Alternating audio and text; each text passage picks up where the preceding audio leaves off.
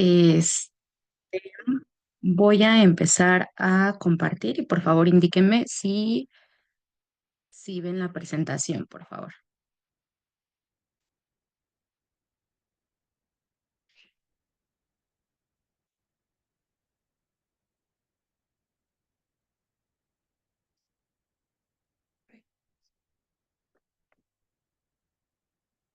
Ok, gracias. Este, Vamos a dar un par de minutitos para ver si se conecta más gente y poder comenzar con el curso, ¿de acuerdo?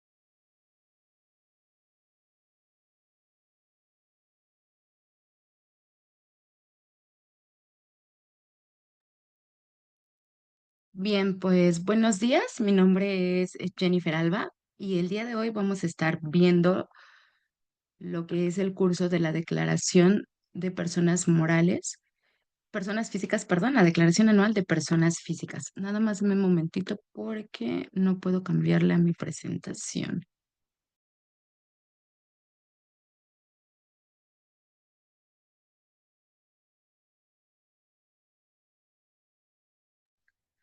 Listo, perdón, pequeños problemas técnicos. Como les comentaba, el tema del día de hoy es la Declaración Anual de Personas Físicas, ya que, bueno, por las fechas, que es todo abril, el momento de su presentación, creo que es importante que tengamos en cuenta varios aspectos para poder presentarla de forma correcta.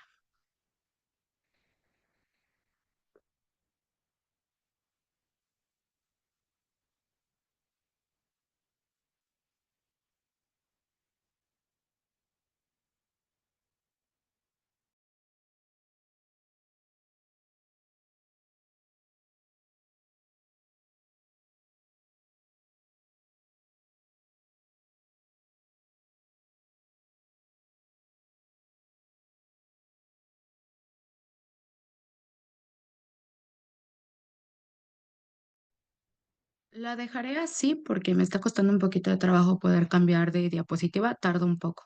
Entonces siento que eso nos puede hacer como retrasarnos un poquito. Entonces la dejaré solo así. Comencemos este curso dándole un concepto a lo que es una persona física. Y esta, en términos fiscales, pues toda persona física es aquel individuo que lleva a cabo una actividad económica como vendedor, empleado, profesionista, comerciante, etcétera. Y este, pues obviamente, tiene tanto derechos como obligaciones ante el Estado.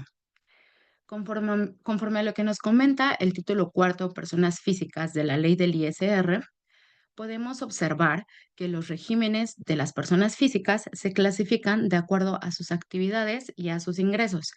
Como podemos verlo en la tabla, contamos en las disposiciones generales con los ingresos por salarios, ingresos por actividades empresariales y profesionales. Dentro de estos tenemos actividades empresariales y profesionales, régimen de incorporación fiscal, plataformas tecnológicas, régimen simplificado de confianza y posterior también tenemos los ingresos por uso o goce de bienes inmuebles, que vendría siendo el arrendamiento, ingresos por enajenación de bienes, ingresos por adquisición de bienes, ingresos por intereses, ingresos por obtención de premios, ingresos por dividendos y demás ingresos que obtengan las personas físicas. Como podemos ver, básicamente teniendo algún ingreso como individuo, ya entramos en esta parte de persona física y pues tenemos que declarar nuestras obligaciones ante la autoridad.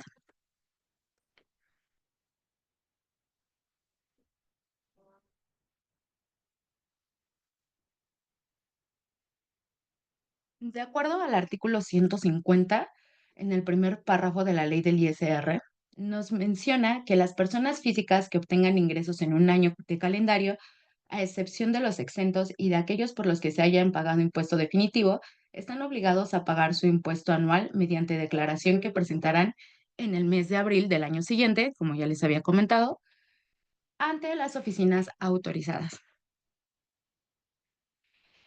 De acuerdo al párrafo 3, perdón, de este mismo artículo de la ley del ISR, nos menciona que los contribuyentes que en el ejercicio que se declaran hayan obtenido ingresos totales, incluyendo aquellos por los que no se esté obligado al pago de este impuesto y por los que se pagó el impuesto definitivo superiores a los 500,000 pesos, deberán declarar la totalidad de sus ingresos, incluidos aquellos por los que no se esté obligado al pago de este impuesto, en términos de las fracciones 17, que se refiere a viáticos, 19, inciso A la enajenación de casa-habitación, y 22, que se refiere a la herencia o legado, estos tres incluidos en el artículo 93, y los que se refiere el artículo 138, que serían los premios, como podemos ver en el primer recuadro de la diapositiva.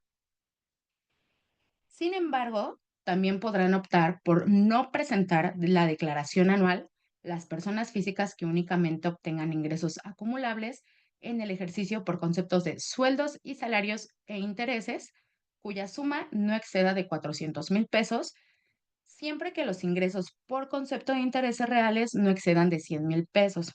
Y sobre dichos ingresos se haya aplicado la retención a que se refiere el primer párrafo del artículo 135 de esta ley, y este párrafo se refiere al 20% sobre los intereses nominales. Y esto lo tenemos en el segundo recuadro de la diapositiva que podemos ver en este momento. Para el caso de personas físicas exclusivamente que estén en régimen de sueldos y salarios, estos serán obligados al cumplimiento de la declaración anual solo cuando además obtengan ingresos acumulables distintos a sueldos y salarios. Esto quiere decir que, un ejemplo, yo puedo estar tributando también en servicios profesionales y aparte soy asalariada. Entonces, como tengo dos regímenes, entonces aquí sí tengo la obligación de presentar declaración anual. El segundo supuesto es cuando se hubiera comunicado por escrito al retenedor que se presentará la declaración anual. El tercero, cuando dejen de prestar servicios antes del 31 de diciembre del año que se trate, o cuando se hubiesen prestado servicios a dos o más empleadores en forma simultánea, cuando obtengan ingresos por los conceptos de sueldos y salarios ubicados en el extranjero o provenientes de personas no obligadas a efectuar las retenciones del artículo 96 de la ley del ISR, o por último, cuando obtengan ingresos anuales por los conceptos a que se refiere este capítulo que excedan de los 400,000 pesos, que esto es lo que ya habíamos visto en la diapositiva anterior. Aquí en esta diapositiva pueden observar em, dos ejemplos referente a intereses, a ingresos por intereses y a ingresos por sueldos y salarios. en los que podría ser un caso sin obligación y tengo otros dos casos con obligación y se los voy a explicar. El primero, tenemos ingresos por salarios de 315,000 pesos, más los ingresos por intereses de 85,000 pesos. La suma de ambos ingresos nos da exactamente los 400,000 pesos que tenemos como tope, pero justo entramos, o sea, penitas, pero entramos. Aquí no tendríamos la obligación de declarar anualmente porque entramos. Si fueran 400,001 pesos, ya por ese pesito ya tendríamos que declararlo. En los casos con obligación tenemos dos opciones, ¿no? Dos diferentes panoramas. En el primero tenemos los ingresos por salarios de 349,000 pesos y de intereses, los ingresos por intereses, 52,000 pesos. La suma es de 401,000 pesos. Por esos 1,000 pesitos ya nos pasamos de lo que nos pone como tope la autoridad para no poder presentarla. Entonces, en este caso, ya tendríamos que presentar la declaración anual sí o sí. Y en el segundo caso, tenemos ingreso por sueldos y salarios de 250,000 pesos, hasta ahí todo bien. Sin embargo, de intereses tenemos 103,000 pesos. Aunque la suma de ambos ingresos nos dé 353,000 pesos y que estemos por debajo del tope que nos menciona la ley, el tope que sí rebasamos es el de intereses, porque ahí solo nos dan 100,000 pesos y aquí ya tenemos 103,000. En este caso, también estaríamos obligados a presentar la declaración anual. No sé si con estos dos casos haya quedado un poquito más claro eh, esta opción de los topes de 400,000 en total y 100,000 de intereses.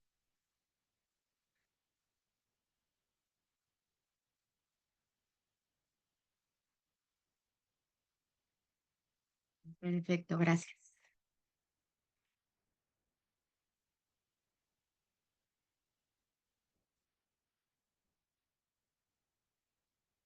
Bueno, entonces con esta opción de presentar la declaración anual de personas físicas, también podrán optar por no presentarla las personas físicas que presenten pagos definitivos como ingresos únicamente por enajenación de bienes o prestación de servicios a través de plataformas tecnológicas y no rebasen en el ejercicio 300,000 pesos.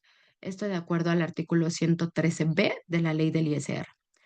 También las personas físicas con ingresos por intereses reales que no excedan los 100,000 pesos, como veíamos en el ejemplo, según el artículo 135 de la ley del ISR.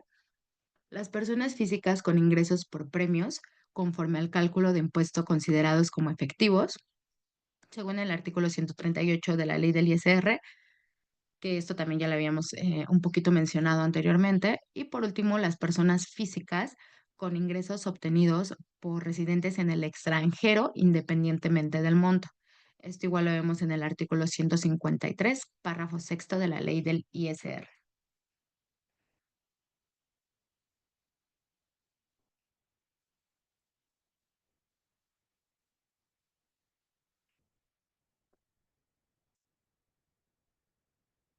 Un segundo.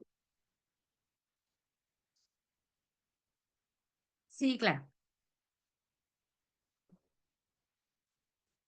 Lo que necesitas que se explique es el caso que había mencionado o lo del monto, porque tienen que ser intereses reales, no nominales, intereses reales de 100,000 pesos.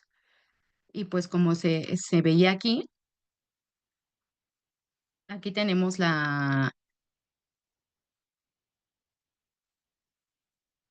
ok. Cuando tenemos algún tipo de inversión en el banco, este banco nos empieza a generar intereses. Más adelante vamos a ver un poquito más detallado estos ingresos por intereses, pero sí tenemos que tener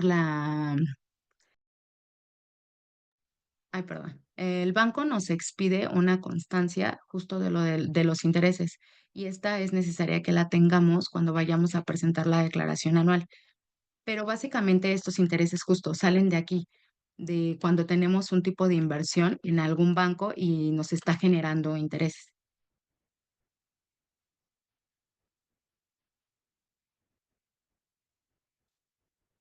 Bueno, Regresando a los contribuyentes relevados de la presentación de la declaración anual de personas físicas, entonces podemos mm, intuir al final que las personas físicas, todas las personas físicas con ingresos por sueldos y salarios de un solo empleador, porque si tenemos dos, entonces sí hay que presentarla, pero si solo es de un solo empleador y se inicia de recargo, salvo los que hayan recibido ingresos por concepto de jubilación, pensión, liquidación o algún tipo de indemnización laboral, están totalmente exentos de presentar esta declaración anual. Obviamente esto es siempre y cuando el empleador haya emitido un CFDI de nómina, porque si no existe este comprobante fiscal que demuestre que estás obteniendo ingresos por sueldos y salarios, entonces tampoco necesitaría, o sea, no sería necesario porque no tenemos con qué comprobárselo a la autoridad.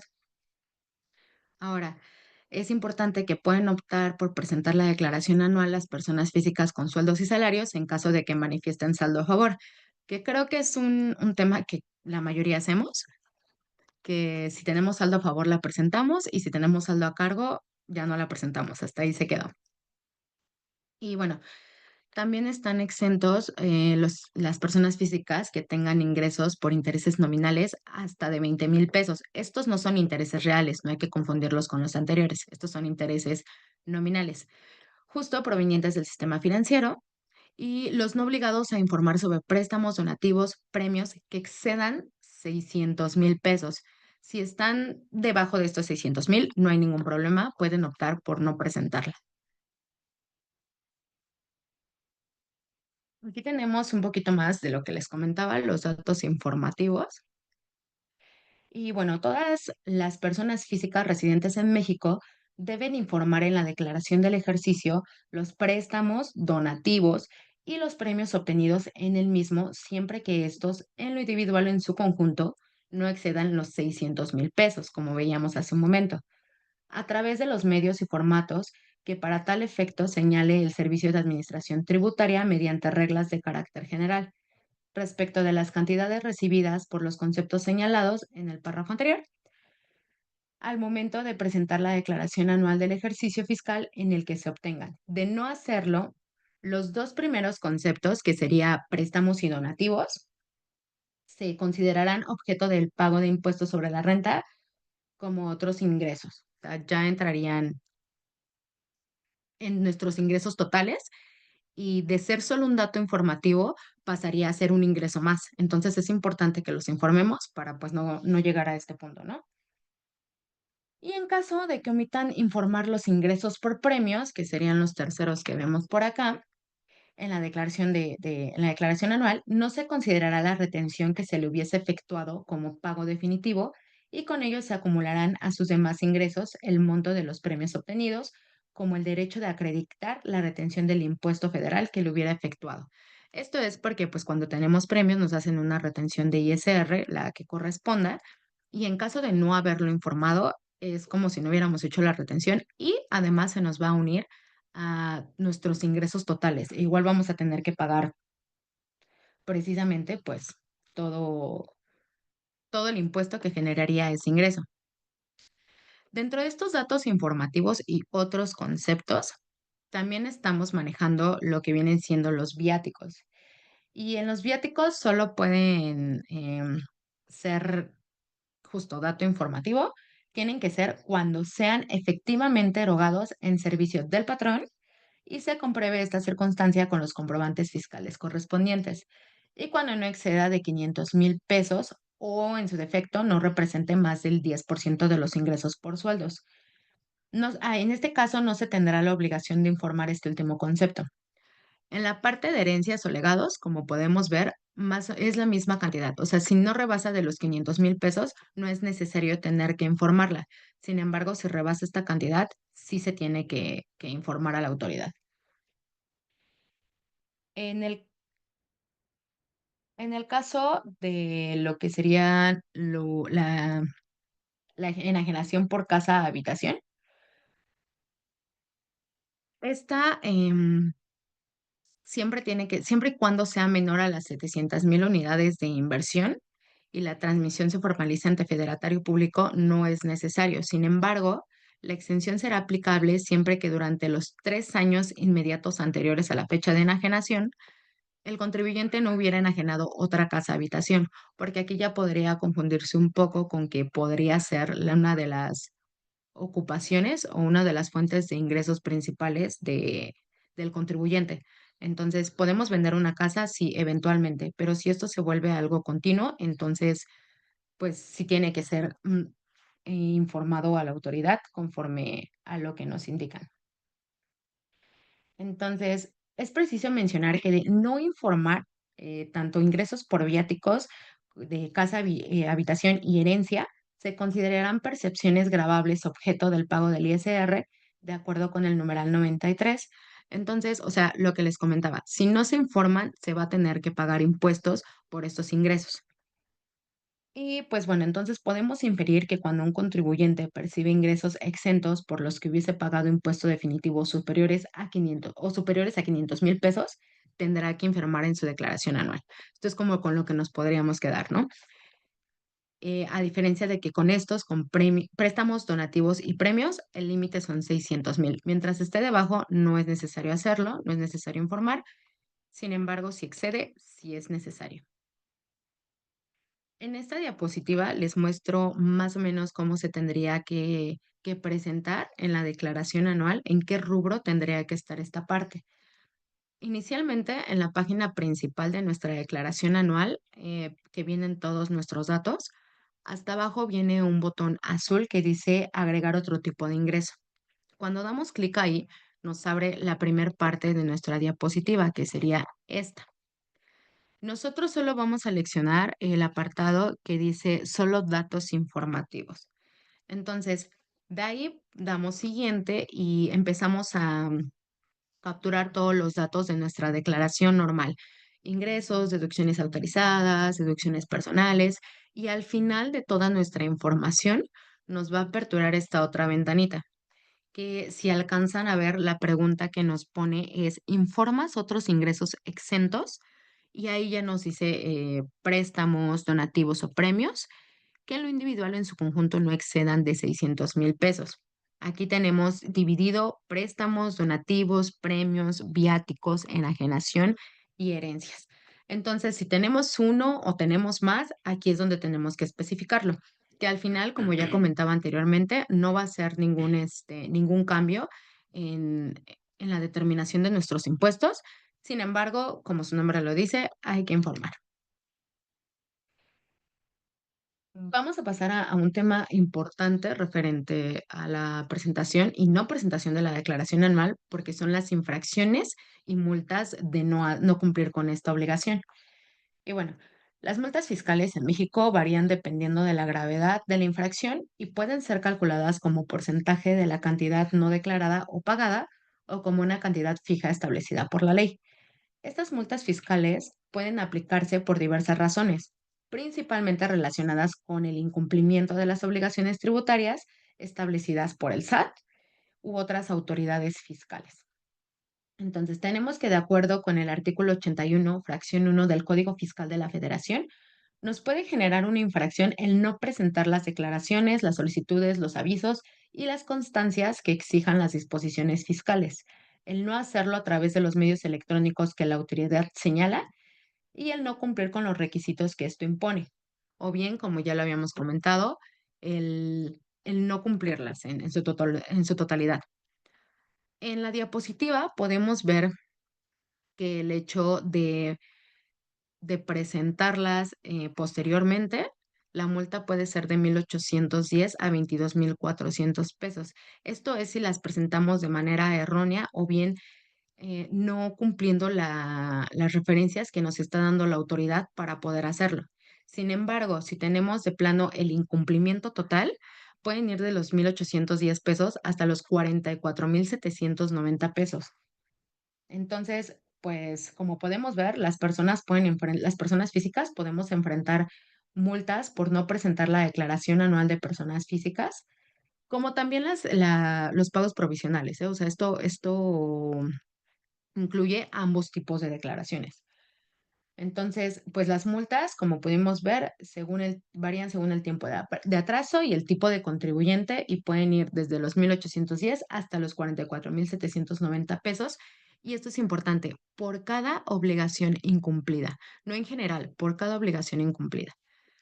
Entonces, sí es importante que sepamos cuáles son nuestras obligaciones fiscales ante la autoridad y poder presentarlas a tiempo, en tiempo y forma, para no tener que ser acreedores a una sanción por parte de la autoridad. Otra de las sanciones que yo creo que son bastante importantes que la autoridad puede poner sobre nosotras es la restricción temporal del uso de un certificado de sello digital.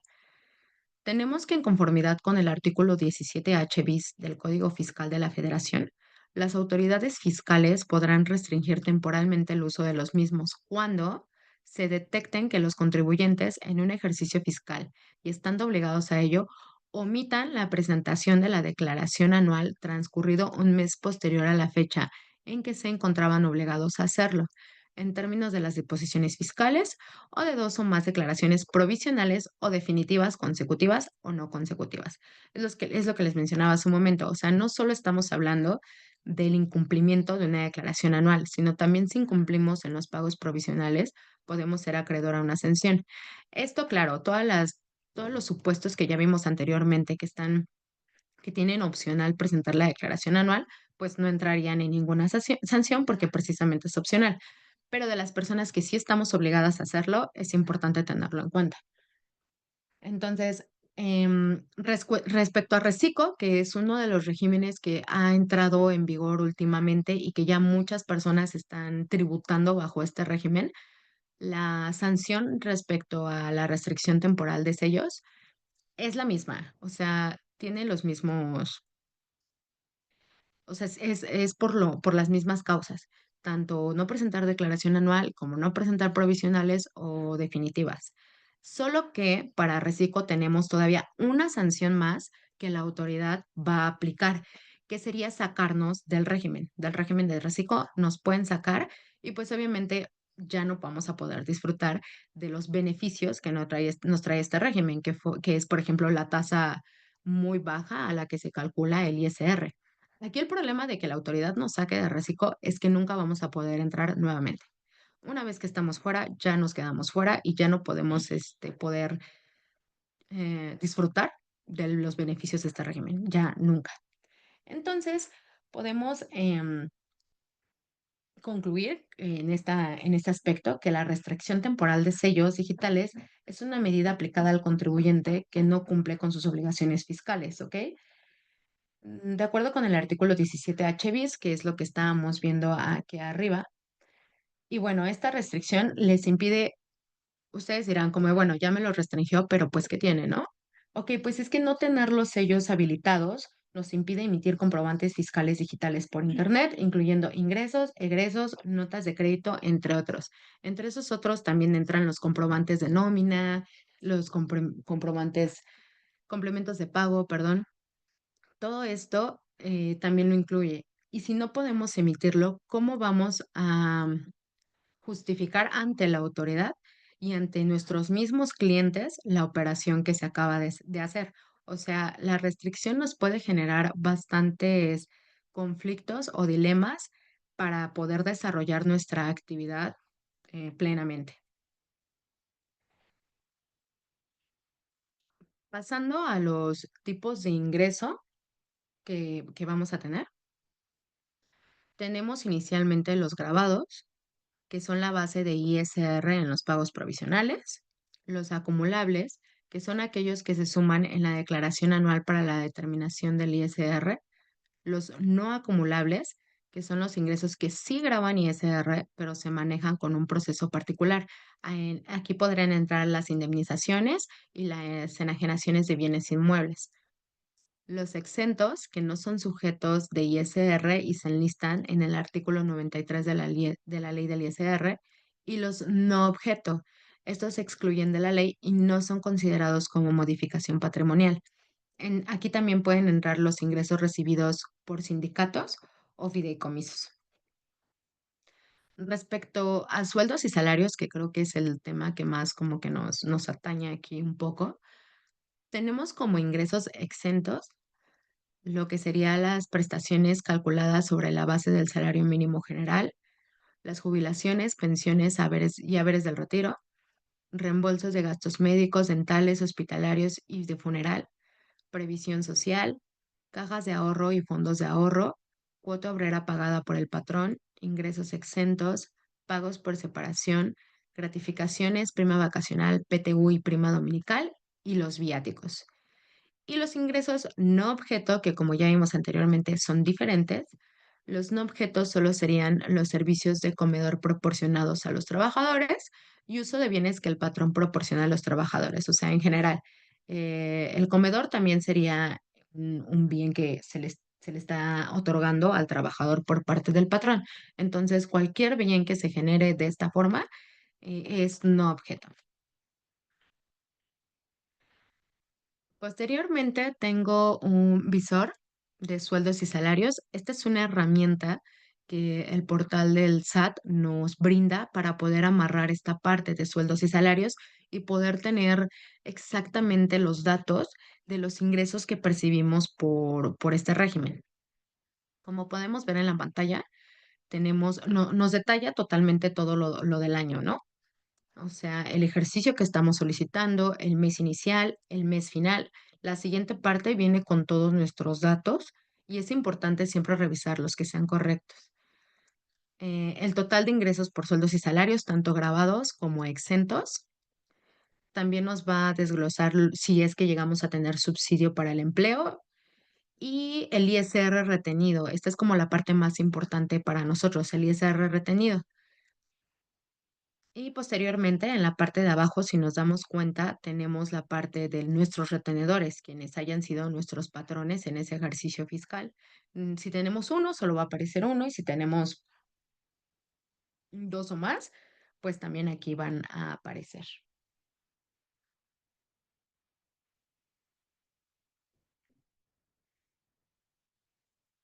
De ingresos sería todo, realmente es como sencillo. Y ahora vamos a pasar a las deducciones personales, que son como un poco más problemáticas o conflictivas de entender. Entonces, conforme al artículo 151 de la ley del ISR, las personas físicas residentes en el país que obtengan ingresos de los señalados en este título para calcular su impuesto anual podrán hacer, además de las deducciones autorizadas en cada capítulo de esta ley que les corresponda, las siguientes deducciones personales. Y las tenemos enlistadas, ¿no? Que sería gastos médicos y hospitalarios, gastos funerarios, donativos, intereses reales por créditos hipotecarios, aportaciones complementarias de retiro, seguros de gastos médicos, transportación escolar, y por último, impuesto local por salarios y en general por la prestación de un servicio personal subordinado. Entonces, tenemos que, pues, el dicho servicio de administración tributaria recuerda a los contribuyentes que en cada ejercicio fiscal tienen el derecho de disminuir los gastos personales al presentar su declaración anual. Sin embargo, para hacerlo efectivo, deben contar con la factura de cada servicio adquirido, o sea, todas estas deducciones personales también tienen que ser facturadas y haber efectuado el pago mediante transferencia electrónica, tarjeta de crédito o débito o cheque nominativo. Entonces, es importante que no se paguen con efectivo porque en ese momento dejan de ser deducibles. Y bueno, cada una de estas deducciones personales tiene sus propias condiciones o requerimientos para que puedan ser deducibles. En un momento más vamos a ir viendo cada una porque no todas son iguales. En los límites de deducciones personales, el límite de esta deducción será la cantidad que resulte menor entre 5 UMAS elevadas al año. La UMA anual del 2024 está en 39,606 pesos con 36 centavos, lo cual las 5 UMAS serían 198,031 pesos con 80 centavos. O bien el 15% de ingresos totales, incluyendo aquellos por los que no se pague impuesto. Aquí sí se van a sumar todos los ingresos que hayamos tenido, solo para sacar cuál sería el porcentaje mayor o menor para el límite de nuestras deducciones personales. Hasta abajo de la diapositiva tenemos un ejemplo donde supongamos que este individuo gana 700,000 pesos en un año. Entonces el 15% serían 105,000 pesos. Y si ponemos abajo el supuesto de las 5 UMAS son mayores, o sea, el importe es mayor al 15%. Entonces aquí el límite que estaríamos ocupando sería del 15% porque son 105,000 pesos. Claro que podemos facturar un monto mayor a estos dos de deducciones personales. Sin embargo, pues eso ya no será deducible, solo será deducible lo que entre dentro del 15% o de las 5 más elevadas al año, dependiendo. Ok, entonces pasamos con los gastos médicos. Y aquí se pueden incluir honorarios médicos, dentistas, psicología, nutrición, enfermería, tratamientos, gastos por incapacidad o discapacidad, gastos hospitalarios, perdón, medicinas incluidas en facturas por hospitalización. Esto es muy importante porque las medicinas que nosotros vamos a comprar a la farmacia y aunque nosotros saquemos una factura, no, estas no son deducibles. Forzosamente tienen que estar incluidas por factura de hospitalización. En esta misma factura tienen que estar. También tenemos para ser deducibles análisis clínicos, estudios de laboratorio o prótesis, compra o alquiler de aparatos para restablecimiento o rehabilitación y lentes ópticos graduados. Sin embargo, aquí sí tenemos un monto, que solo son hasta por 2,500 pesos. Respecto a los gastos médicos hospitalarios, la factura o bueno, los servicios pudieron haber sido aplicados para nosotros mismos o bien para nuestro cónyuge o concubino. También pueden ser en línea recta ascendente, que podrían ser nuestros padres o nuestros abuelos, o en línea descendiente, que pueden ser nuestros hijos o nietos. Aquí tenemos como nota que justo aparte de que tienen que ser pagados con un medio de pago distinto, perdón, al efectivo, es importante que en específico de gastos médicos y hospitalarios tienen que ser emitidos por personas con título profesional legalmente expedido. De lo contrario, volvemos a lo mismo, no es deducible. Pasamos a la segunda deducción que teníamos, que son los gastos funerarios. Y estos son deducibles cuando no excedan de la unidad de medida y actualización anual del ejercicio a declarar. Esto quiere decir, como lo tenemos en la diapositiva, que no excedan del salario mínimo general del área geográfica del contribuyente elevada al año. Aquí, últimamente la gente ya compra sus servicios funerarios a futuro, o sea que sí son para ellos, pero que no se van a ocupar. Entonces, cuando hacemos ese tipo de compra de servicios funerarios, no van a ser deducibles hasta el momento en que se usen. Entonces, lo puedo comprar en este año 2025, pero no lo voy a poder deducir hasta el año que yo lo ocupe, ¿ok? Y en estos gastos funerarios, igualmente, quien los use puede ser tanto el contribuyente, su cónyuge o concubino, en línea recta ascendente, padres y abuelos, y en línea recta descendiente, hijos y nietos. Respecto a los donativos, estos incluyen donativos no onerosos ni remunerativos que se otorguen a instituciones autorizadas para tal fin y a la federación. Aquí sí vamos a tener un límite y este límite es hasta 7%, perdón, de los ingresos acumulables del ejercicio inmediato anterior para las donatarias autorizadas. Y si nuestros donativos van otorgados a la federación, están solo el 4%. Ahora, en caso de que hagamos donativos a ambas partes, tanto a donatarias autorizadas como a la federación, nuestro límite va a ser el del 7%. Aquí sí se va al límite más alto. Posteriormente tenemos los intereses reales por créditos hipotecarios. Y estos son deducibles los intereses reales devengados y efectivamente pagados por créditos con el sistema financiero. Entonces, bueno, los intereses reales de un crédito financiero sí deben cumplir ciertas condiciones, perdón. Y este es que el crédito debe haber sido otorgado por un banco, una SOFOM regulada o el Infonavit, Fobiste también. La vivienda debe ser utilizada para uso habitacional y no para actividades comerciales. El monto original del crédito no debe exceder las 750,000 unidades de inversión. Y por último, se debe contar con la constancia de intereses reales emitida por la institución financiera. Este es como el requisito más importante de los intereses, porque si no contamos con esta constancia emitida por la institución bancaria, es imposible poder hacer deducible los intereses. Respecto a las aportaciones complementarias de retiro, se podrán deducir aquellas aportaciones. Bueno, respecto a las aportaciones al retiro, incluye aportaciones complementarias o voluntarias realizadas directamente a esta subcuenta, como lo vemos en la primera parte, que tenemos un límite del 10% de los ingresos acumulables del ejercicio sin exceder las 5 UMAS. Siempre es importante, si se han dado cuenta, que tengamos en mente la UMA anual, porque en casi todas las deducciones son 5 UMAS. Y referente a las cuentas especiales y personales para el ahorro, estos son los depósitos que tengan como base un plan personal relacionado con la edad, jubilación o retiro, cuyo monto no exceda de 52,000 pesos al año.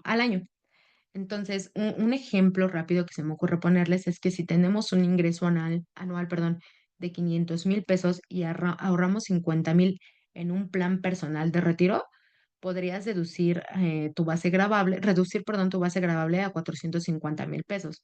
Entonces, esto obviamente te va a hacer un ahorro de impuestos porque la base gravable ya no va a ser de los 50, sino va a ser de 450,000. Entonces, otra observación importante respecto a las aportaciones complementarias es que en el caso de fallecimiento del titular del plan personal de retiro, el beneficiado designado o el heredero están obligados a acumular a sus demás ingresos del ejercicio los retiros que se efectúe de la cuenta o canales de inversión, según sea el caso.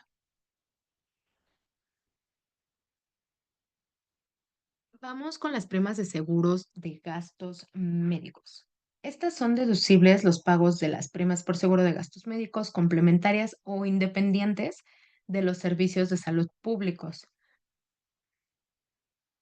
Entonces, estas también pueden ser para el contribuyente, cónyuge o concubino, en línea recta ascendente padres y abuelos y en línea recta descendiente hijos y nietos. Otra deducción personal que tenemos es la transportación escolar.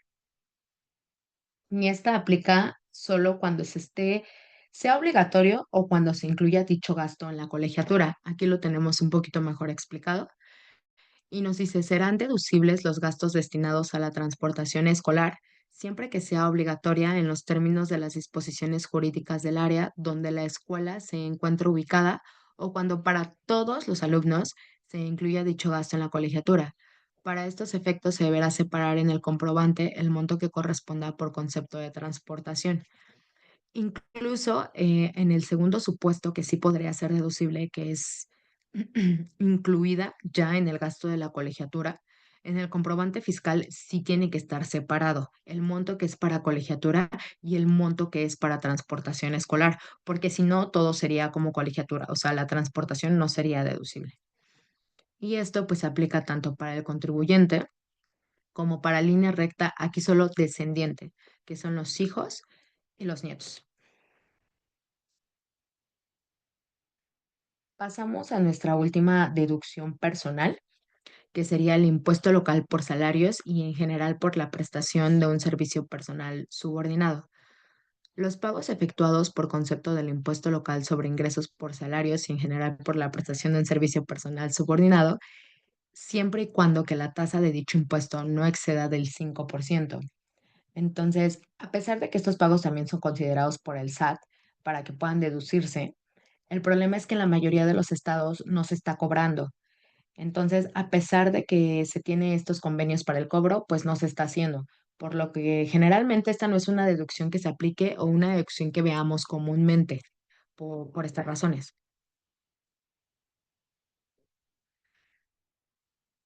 Aquí tenemos la deducción de colegiaturas y a pesar que dice deducción, hay que aclarar que esta como tal es un estímulo.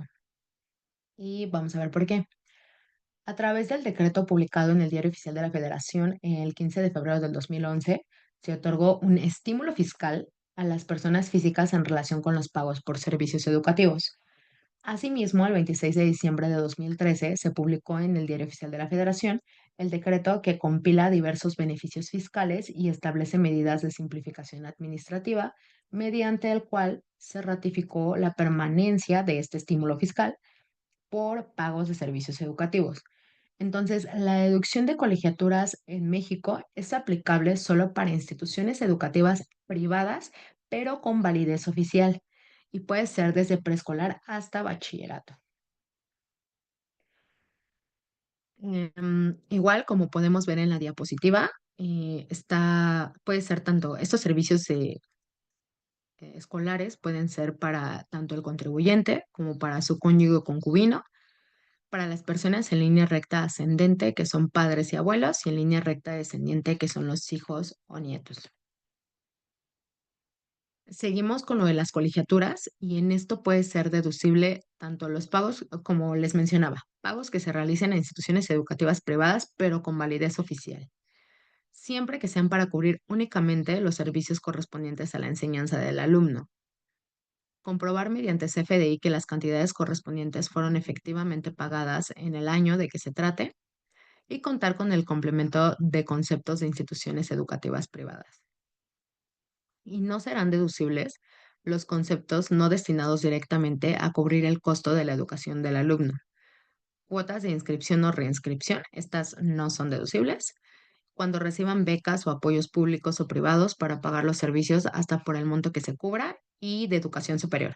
Como les comenté hace rato, solamente son de preescolar hasta bachillerato. Educación superior ya no entra para hacer una deducción personal.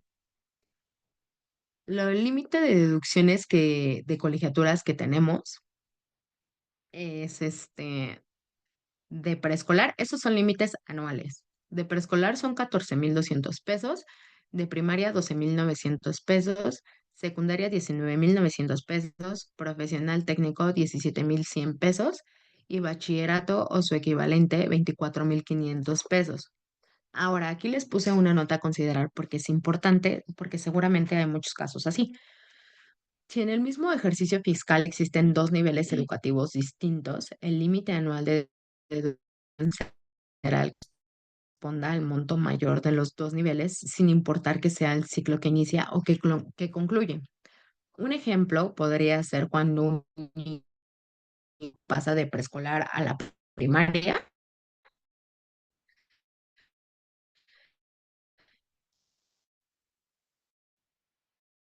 El monto que será el límite anual de deducción va a ser el de preescolar. Facturar una deducción personal. eh, ¿Sí me escuchan? Porque me dicen que se está trabando.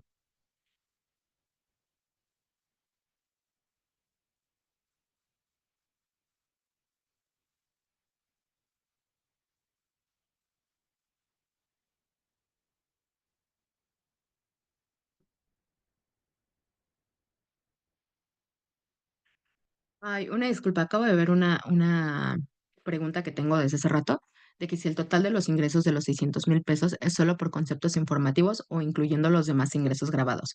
No, los 600,000 pesos solo es por conceptos informativos. O sea, si con los demás ingresos tuviste 800,000, ejemplo, no importa. Estos solo son de ingresos informativos solamente. Una disculpa por contestar apenas, no la había visto. Y bueno,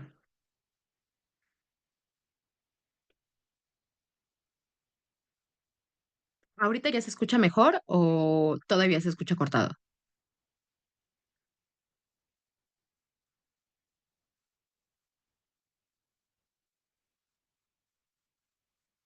Ok, muchas gracias.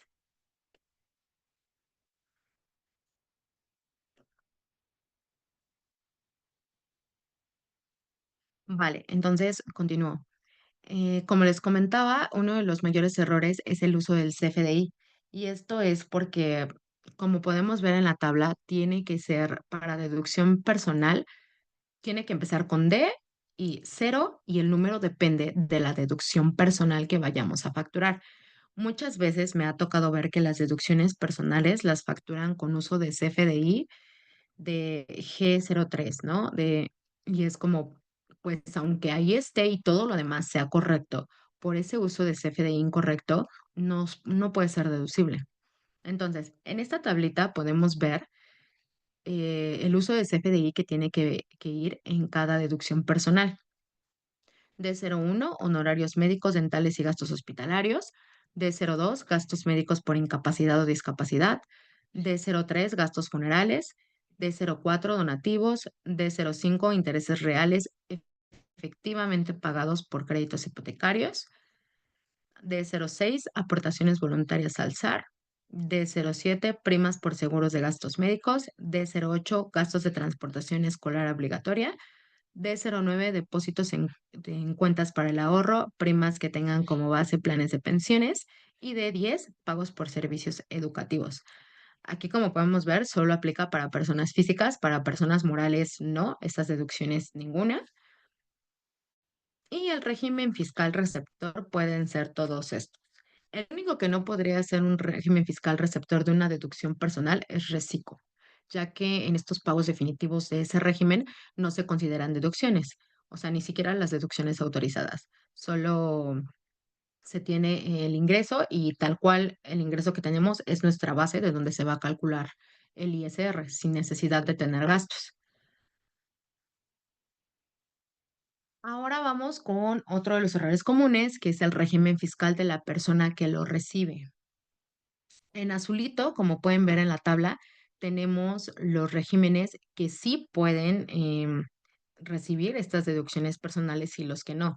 Entonces, en caso de que yo esté tributando sueldos y salarios, mi régimen fiscal, el que de ellos deben poner en mi factura es 605. Si ponen, no sé, 616 sin obligaciones fiscales, es el que más ocupan y ponen 616 sin obligaciones fiscales, en ese momento deja de ser deducible. Es también importante que tengamos en cuenta revisar nuestro propio régimen fiscal.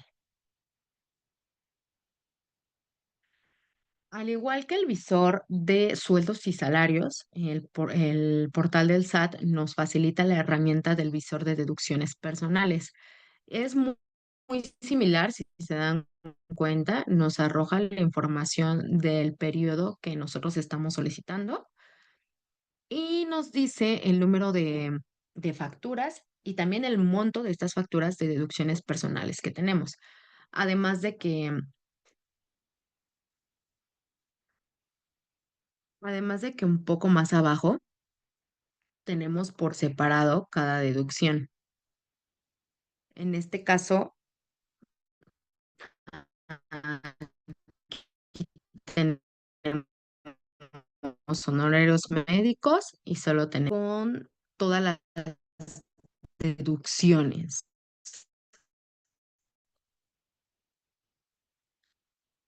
Si nos damos cuenta, hasta abajo tenemos los gastos factibles de inversión personal. Si damos clic ahí, nos va a mostrar.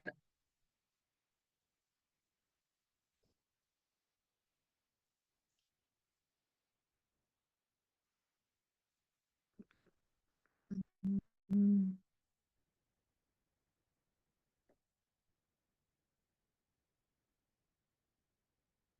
Listo. Creo que me estaba trabando nuevamente. Una disculpa, por favor.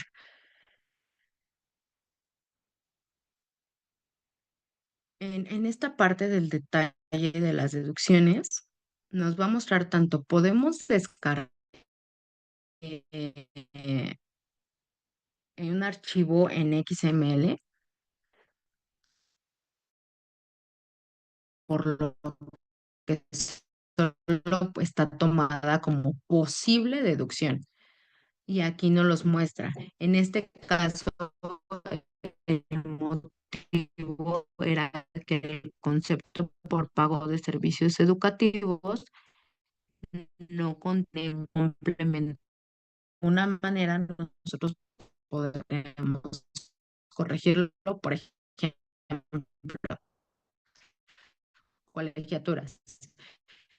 Si es algo que seguimos facturando, pues en este año corregir esa parte para que en la siguiente nacional y podamos hacer la deducción.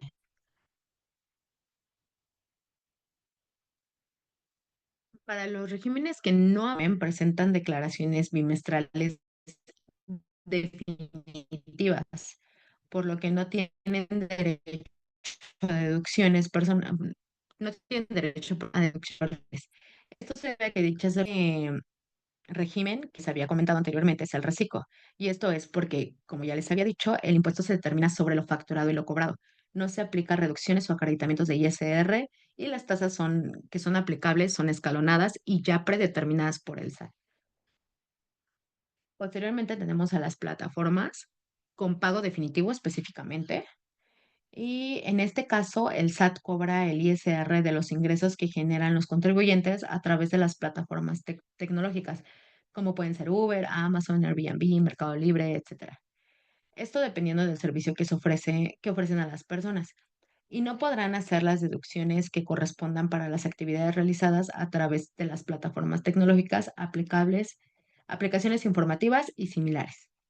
Entonces, o cualquier, como podemos ver, todos estos regímenes nos están hablando de pagos definitivos. Entonces, cualquier otro régimen que tenga lo mismo, pagos definitivos, también no podrán ser aplicables las deducciones personales.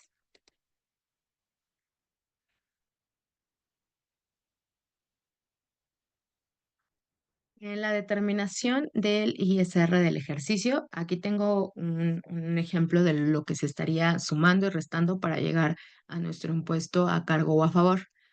Entonces, primero tenemos los salarios y conceptos de asimilados. A esto le tendríamos que sumar en caso de que estemos en otro régimen fiscal, si no solo se queda ahí, pero si estamos en algún otro, puede ser arrendamiento, enajenación de bienes, adquisición de bienes, intereses, dividendos y ganancias distribuidas o demás ingresos. Se suman todos nuestros ingresos para que justo nos den el total de ingresos. Es importante saber que estos ingresos son después de efectuar las deducciones autorizadas en conformidad a cada régimen fiscal del título 4. A este total de ingresos que ya tenemos, le vamos a sumar nuestros ingresos por actividad empresarial y profesional en caso de que llegáramos a tener. Y aquí ya entran nuestras deducciones personales, porque es cuando las tenemos que restar o en caso de que llegáramos a contar con algún estímulo, también aquí lo restamos. Esto para que nos dé nuestra base gravable. Aquí ya es donde entra la tablita que ya nos da por determinado la autoridad. Vamos a localizar nuestra base gravable. Ejemplo, tenemos 80,000 pesos de base gravable.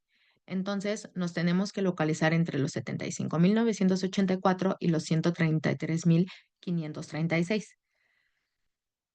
El límite inferior de estos montos serían los 75,000. Y eso es lo que tendríamos que poner. La base gravable, los 80,000 menos los 75,984. El resultado será el excedente sobre el límite inferior. Y esto lo vamos a multiplicar por el porcentaje del excedente del límite inferior. Aquí lo tenemos en la misma tablita, todos nos vamos a ir sobre el mismo renglón. En este caso sería del 10,88% para que posteriormente nos dé el impuesto marginal. Y le vamos a sumar la cuota fija del mismo renglón en el que hemos estado sacando todos los datos, que son 4,461,94, y esto nos da nuestro ISR del ejercicio. Sin embargo, en esta parte todavía podemos restar el subsidio para el empleo que hayamos obtenido, los pagos provisionales efectuados, las retenciones de ISR de ese año, ISR pagado en el extranjero o bien ISR corporativo de dividendos. Al final nos daría nuestro ISR a cargo o a favor, dependiendo pues el escenario, ¿no? Puede ser cualquiera de las dos.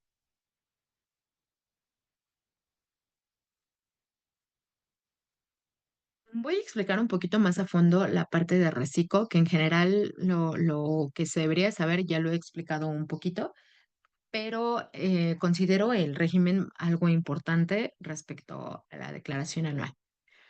Los ingresos considerados en reciclo son los ingresos que en su conjunto o individual no excedan de los 3,5 millones.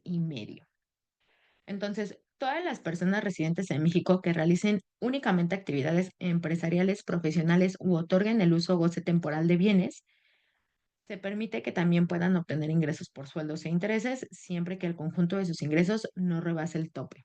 O sea, aquí sí, todos los ingresos en conjunto no pueden rebasar el tope de los 3,5 millones.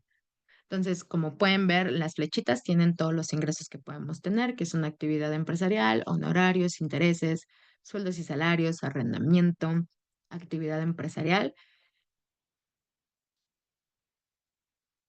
Y bueno, desde la implementación de este régimen simplificado de confianza, han ocurrido muchos cambios con la finalidad de encaminar a un buen funcionamiento esta forma de tributación. No obstante, hay que tener claro que no todas las modificaciones realizadas a la normatividad han sido positivas para los contribuyentes.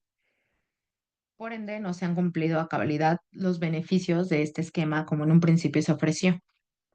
Sin embargo, Recico sigue teniendo bastantes beneficios para los contribuyentes.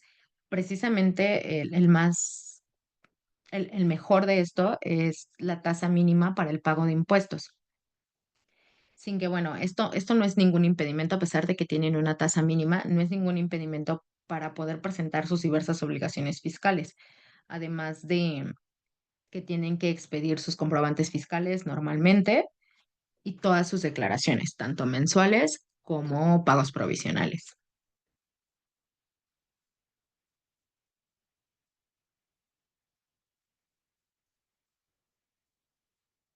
Aquí un ejemplo de cómo es la determinación del ISR del ejercicio. Aquí no va a aplicar como en el ejemplo pasado, porque aquí, como ya les había mencionado, nuestra base de impuestos son nuestros ingresos totales, así tal cual. Entonces, aquí podemos ver como la formulación. Tenemos nuestro total de ingresos del periodo, eso es igual a nuestra base gravable, y la vamos a buscar igual aquí, o sea, dentro de qué límite estamos. Entonces, eso lo vamos a multiplicar por la tasa que nos indique la tabla, dependiendo en el nivel que estemos, y nos va a dar nuestro impuesto causado. Aquí sí podemos restarle las retenciones del mes y los pagos provisionales hechos, y nos va a dar un impuesto a cargo. O igual puede ser a favor, pero en este régimen normalmente el resultado o es cero, que es lo que debería de pasar, porque como son pagos definitivos mes a mes, al final la declaración anual pues es justo un pago definitivo. Aquí más que declaración anual sería ajuste anual. A veces nos sale un impuesto a cargo de 1 peso o un impuesto a favor de 1 peso.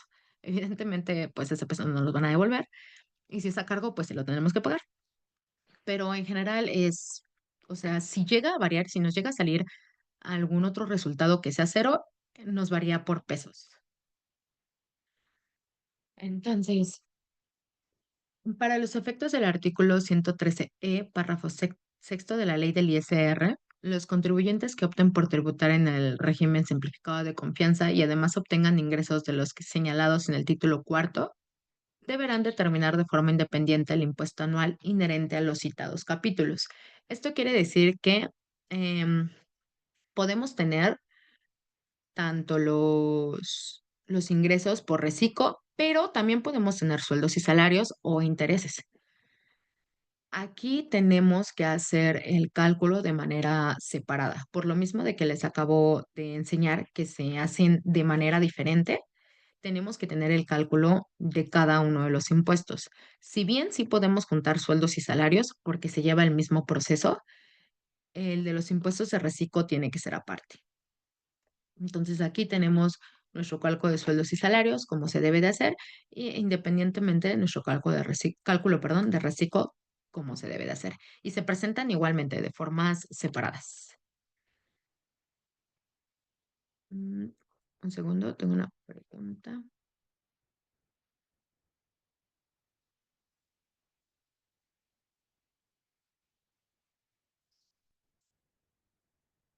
La enajenación de casa a habitación, como sería un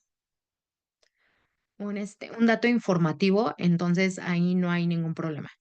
O sea, podrías tener tus ingresos por reciclo por cierta cantidad, no sé, 2 millones, y la enajenación de casa habitación ya te rebasa otros 2 millones. Entonces, ahí como esa solo es dato informativo, no habría ningún problema, porque solo lo presentarías como dato informativo, no dentro de lo que corresponde a tus ingresos. Sí, por nada.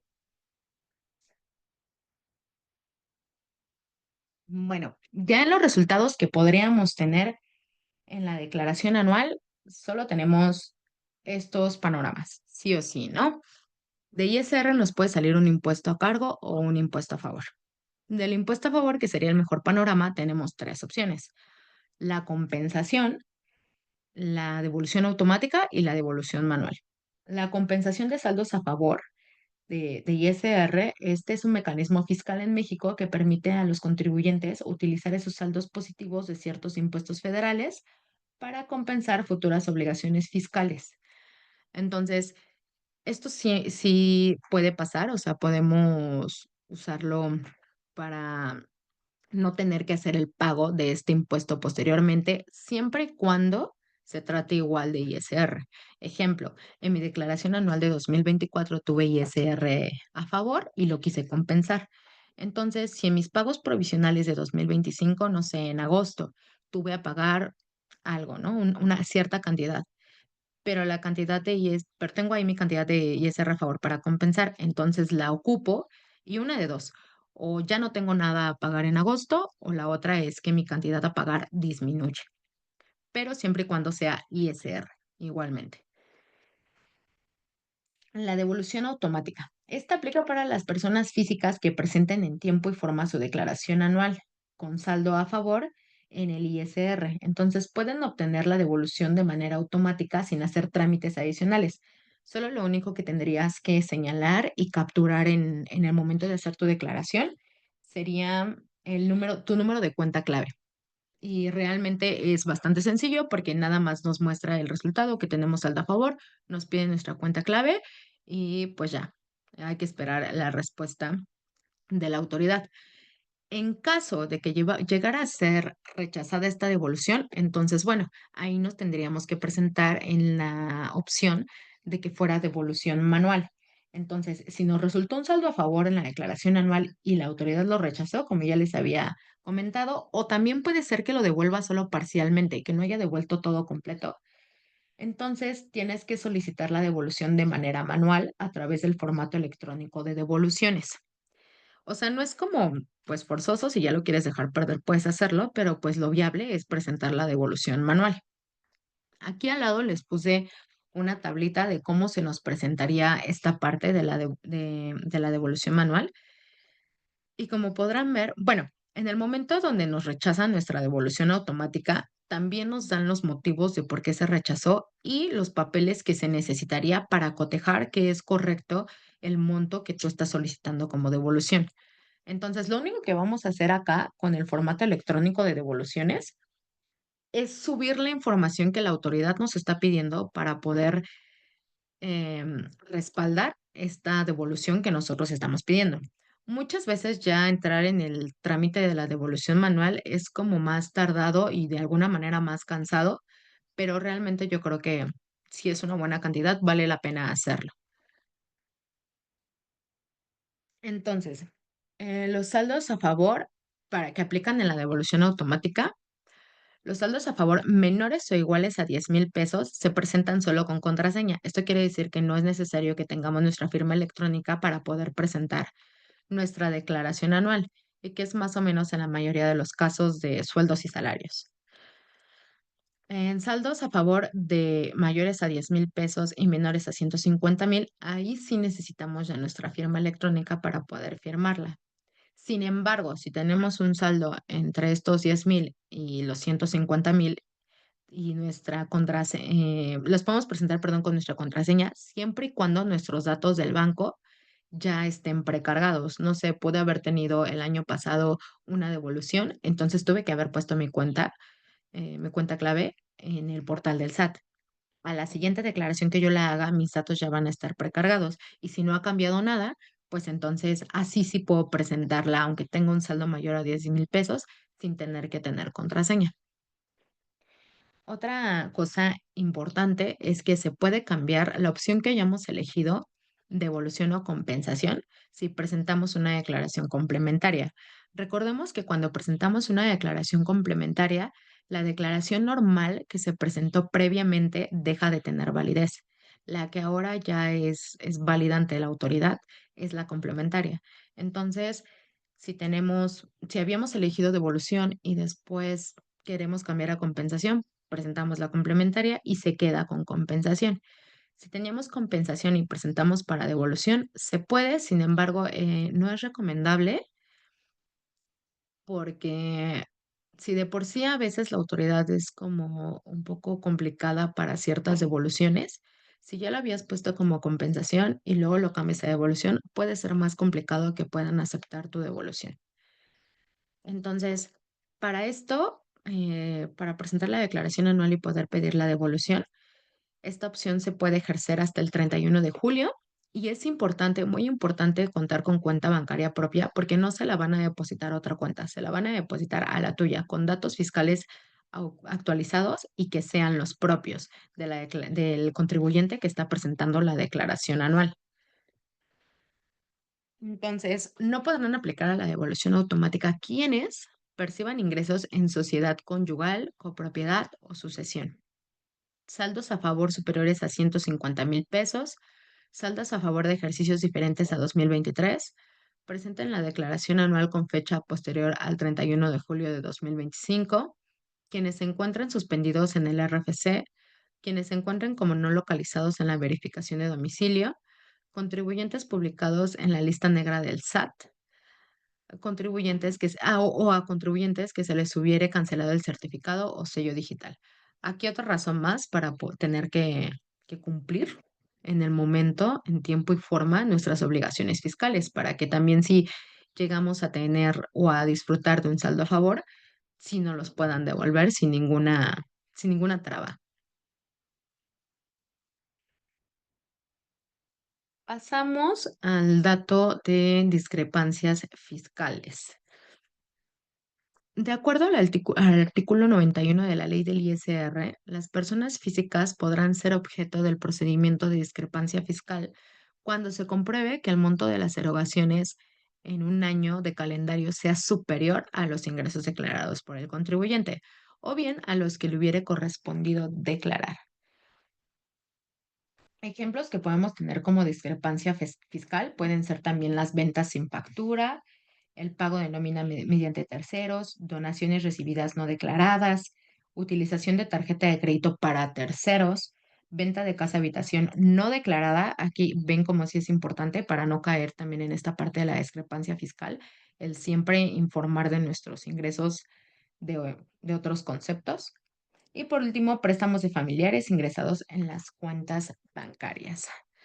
Tenemos también entonces que la autoridad considera como erogaciones efectuadas la salida de recursos por cualquier contribuyente, las consistentes en gastos, adquisiciones de bienes y depósitos en cuentas bancarias, en inversiones financieras o tarjetas de crédito. Básicamente es cualquier salida que nosotros tengamos de nuestras cuentas bancarias, ya se estaría considerando una erogación efectuada.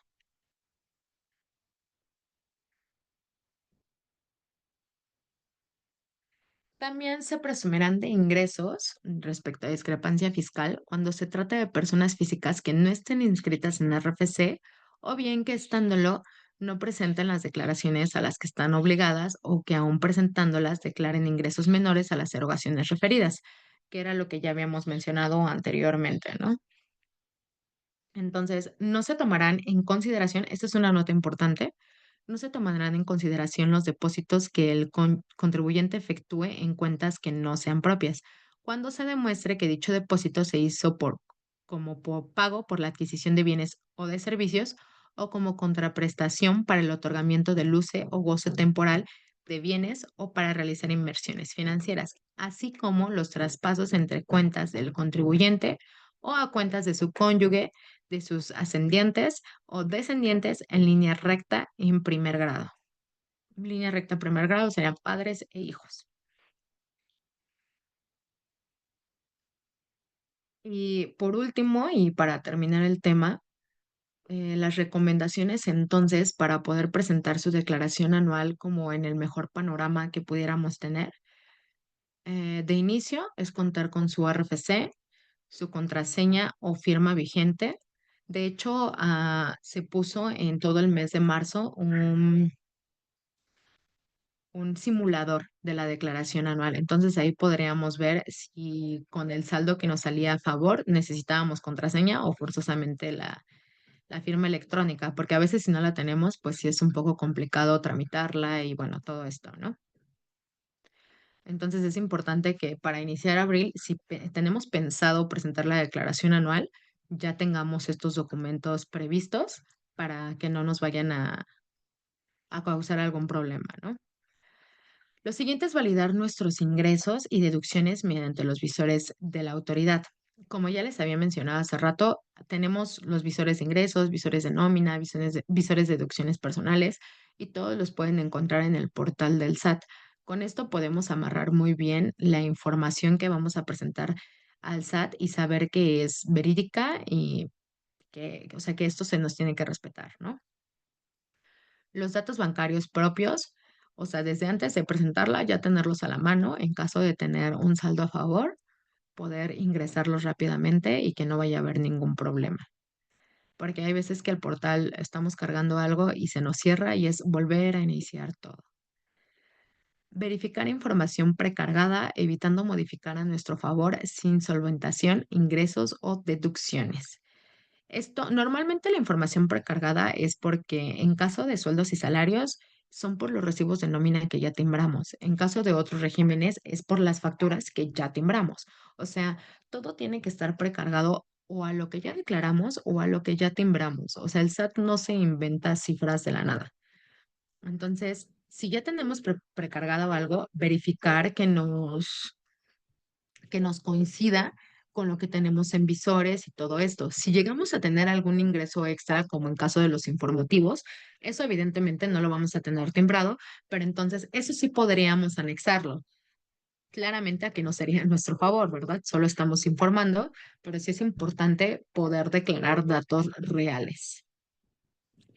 Tener la, tener la actualización de nuestra constancia de situación fiscal y de la opinión del cumplimiento. Importantísimo, porque si tenemos opinión del cumplimiento negativa, de dónde, o sea, no renunciamos a nuestro saldo a favor. Es importante tenerla vigente y positiva. Contar con información comprobatoria. Esto también es importante porque en caso de tener un saldo a favor y pidamos devolución, nuestra devolución no la rechazan y tenemos que irnos a devolución manual.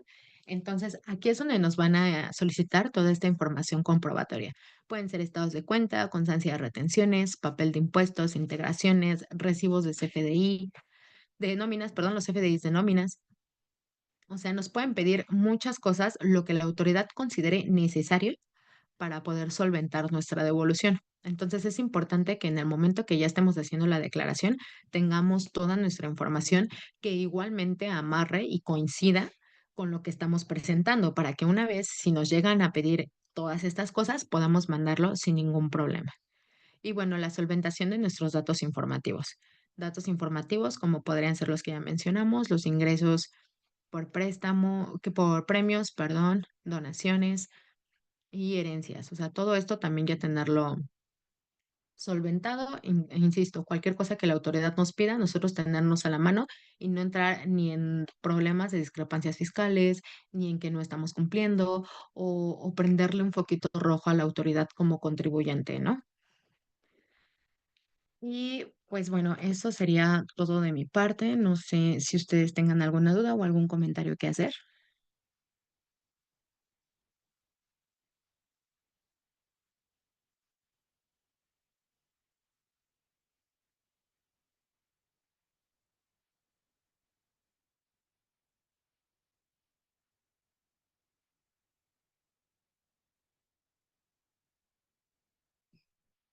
Bueno, pues quiero inferir que no.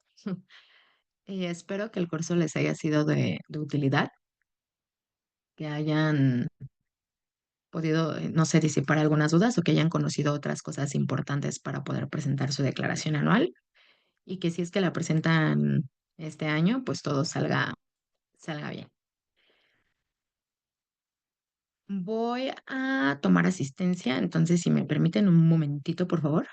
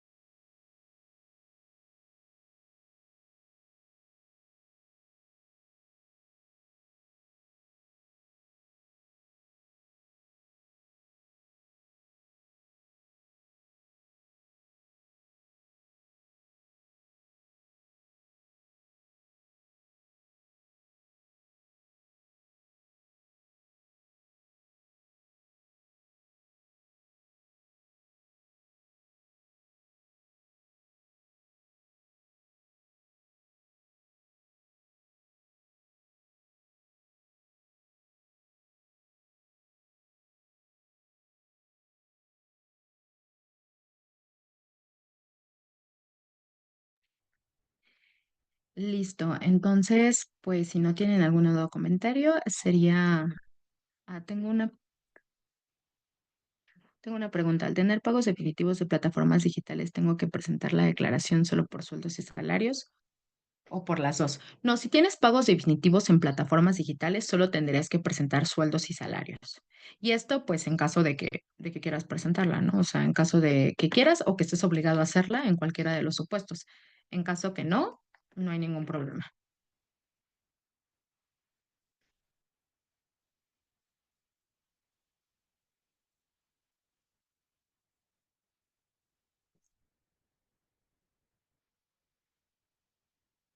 Perfecto. Entonces, pues, espero que tengan un excelente día y muchas gracias por asistir al seminario.